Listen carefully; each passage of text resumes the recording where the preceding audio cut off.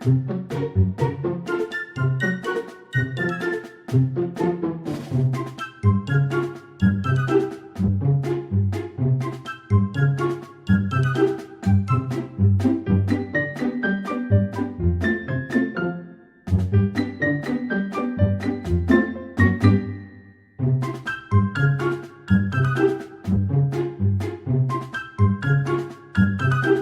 everyone.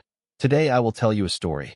The story is titled, Boy and the Reason I No Longer Rush. Please like and subscribe to my channel if you appreciate me. You can skip this if you don't and oppose. Like this video. Thank you very much. The story begins as follows. Every morning used to feel like a race. Alarm clock screamed. Shoes were tied with one hand. Coffee was gulped instead of tasted.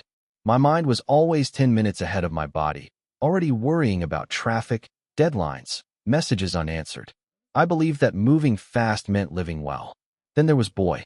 Boy did not care about time. He cared about mornings.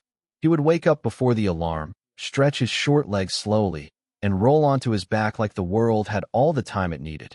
His tail thumped gently against the floor, not to rush me, but to say hello. His eyes, round, calm, and endlessly patient, followed me as I moved around the room too quickly. When I tried to hurry him outside, he would stop. Not stubbornly, not dramatically. Just stop. He would sniff the doorframe as if it held ancient secrets. He would sit down and look up at me, ears relaxed, face soft, as if asking, "Why are we running?" Walking Boy was never efficient. He sniffed every leaf. He paused at every familiar corner like he was greeting an old friend. Sometimes he stood completely still, watching sunlight move across the ground. At first, I tugged the leash gently, apologizing to time itself.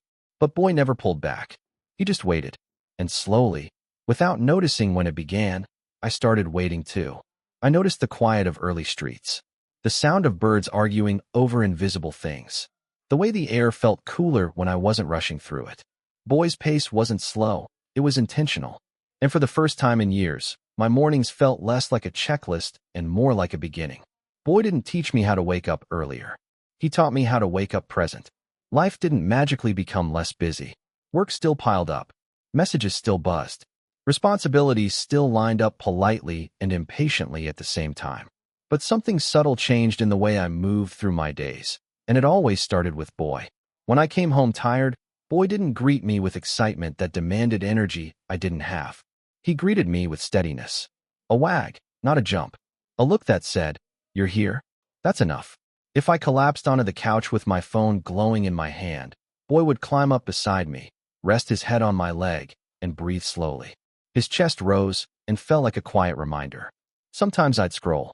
Sometimes I'd stop scrolling without realizing why. On weekends, when I tried to plan too much, errands, schedules, goals, Boy would fall asleep halfway through my intentions. He would curl into a warm, breathing coma in the middle of the room, interrupting my urge to optimize everything. There was one afternoon when rain trapped us inside. I paced. Boy slept. I checked the clock too many times. Boy didn't check it at all. Eventually, I sat on the floor next to him. His fur smelled faintly of soap and outside. I stroked his back, slow and absent-minded, until my breathing matched his. That was when I realized something important. Boy wasn't slowing me down. He was holding me still long enough to feel alive. Animals don't see time as something to defeat. They don't rush through moments to reach better ones. To Boy, the moment was already complete. My presence, his comfort, the quiet between us. In those ordinary pauses, I learned a new rhythm. Not faster, not slower, just kinder. The world still moves fast. It probably always will. But when I walk beside Boy now, I understand something I didn't before. Rushing is often a choice we make without questioning it. Boy chooses differently every day. He chooses to stop and sniff, because curiosity matters. He chooses to rest when he's tired, because listening to your body is wisdom, not weakness. He chooses to stay close, because connection is more important than direction. Through Boy, I learned that slowing down isn't about doing less. It's about being more aware of what, and who, is already with you. Our relationship is simple, but it is not small. In caring for Boy, I learned patience. In watching Boy, I learned presence. In loving Boy, I learned responsibility, not control, but care. Animals don't exist to fit into our busy lives. They invite us to reshape our lives around empathy. Today, when life pushes me to hurry, I remember Boy waiting calmly at the door, trusting that I will come back. I remember his steady breathing, his unbothered joy in simple things. And I slow down, not because I have nowhere to go, but because I finally know why I'm going. In modern life, we can learn a lot from animals. Slow your pace when possible. Pay attention to small moments. Care deeply for those who depend on you. And remember that love, between humans and animals, is not measured by speed, but by presence. Boy didn't change my schedule. He changed my values. And that is why, with him by my side, I no longer rush.